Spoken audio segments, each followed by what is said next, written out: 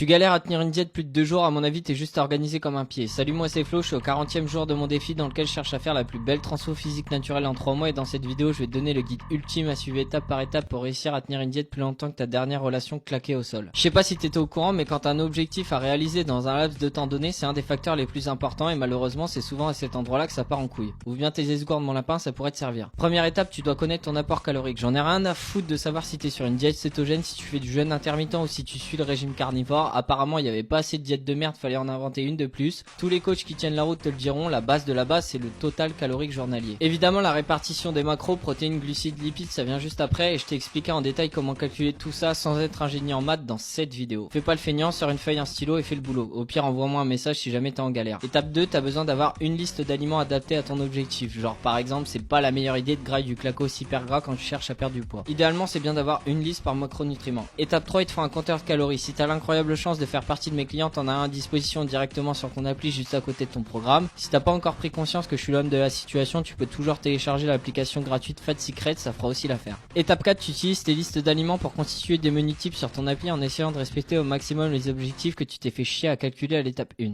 Étape 5, quand t'as réussi à faire ça sur une semaine, tu sais à peu près ce que tu dois acheter donc tu peux aller faire tes courses. Étape 6, t'as plus qu'à te mettre au fourneau et préparer le maximum de plats que tu peux à l'avance, c'est ce qu'on appelle du batch cooking. Alors oui, ça demande du temps et de l'organisation, mais t'as quand même pas cru que t'allais obtenir un physique de Golgoth en te branlant les miches quand même.